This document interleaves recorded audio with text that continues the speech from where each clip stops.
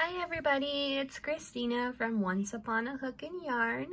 I hope you guys are all having fun figuring out how to play your new Tamagotchi Pix. And for those of you that don't have one yet, I've enjoyed making these little videos because I don't know about you, but when all the other countries started getting theirs, it was so fun just to see, what the new features were and kind of get a, up close and personal look at the Tama. So this video is going to be about the faceplate that I did yesterday. I had so many people messaging and asking me how did I do it, and I figured it would be easier to do a video because this was my very first time. I've never been one to like to swap out the faceplates on any of the, peas, the meats, the mix, all of those. For one, they're very expensive and I was so worried that I would ruin the shell.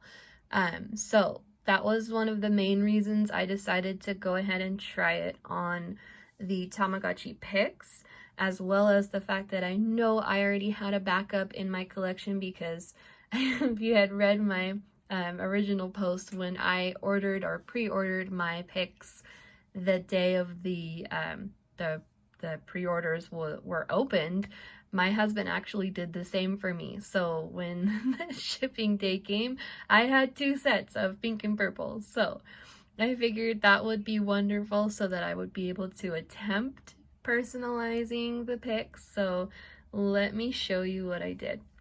Oh, before I move on, the other reason why I didn't like to do it before was on most of the shells, like on the they had such a pretty design on the outside of the shell, and I felt like if I put anything behind there, it just wouldn't match the same.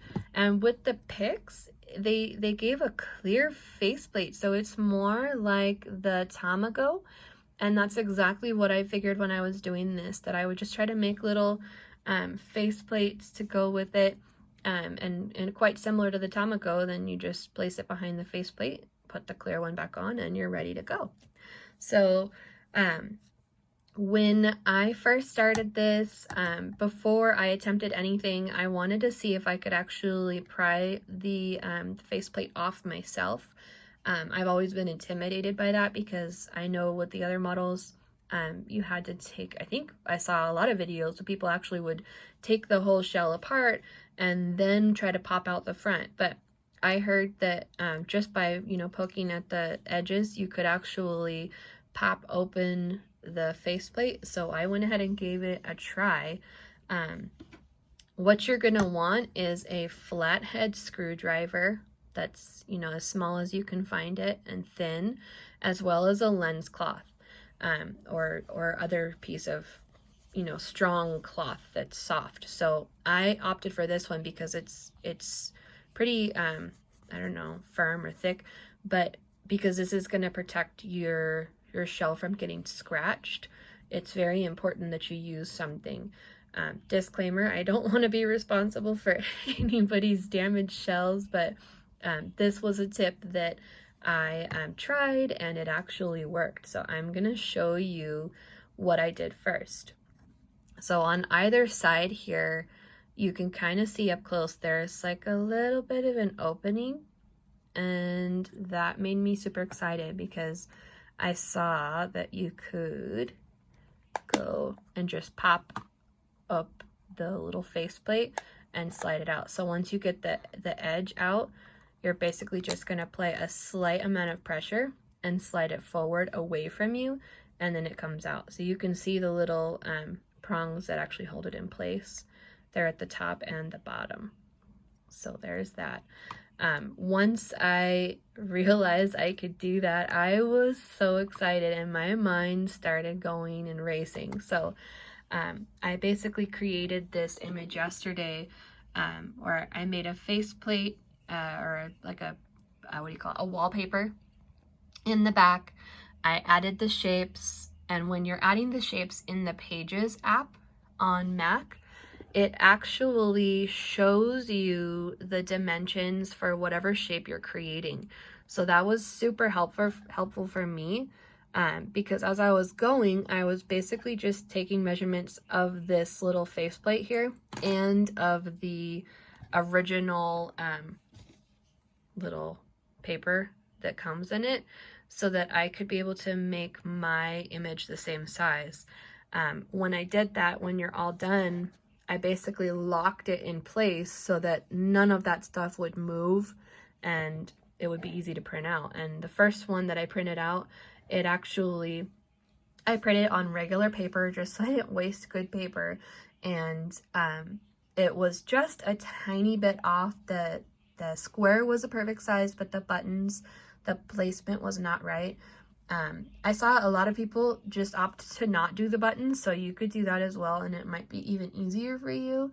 But I liked having the little dots so that I could see where to go, because it kind of helps me when I'm playing games to have that dot. I tried it without first, and I did not like how it was.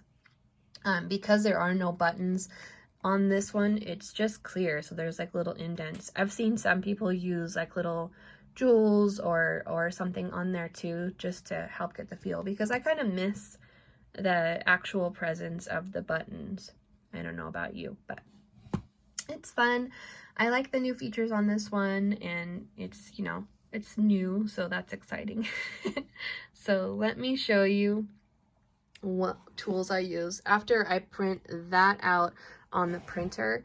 After I did my first template, I knew that it worked out well. I went ahead and printed that same thing on glossy photo paper, and all I did was change the setting to print, you know, obviously on the photo paper, and then to print with like the best possible quality. So it came out really nice. I think it's adorable, and I'll show you what I do. So once I get this shape out, I just basically place that over the top to make sure that I had the right size, and I was super excited to see that it was perfect without needing any alterations or anything. My next step is going to figure out how to do that outline, so that when I print it out, I can just go ahead and cut it out.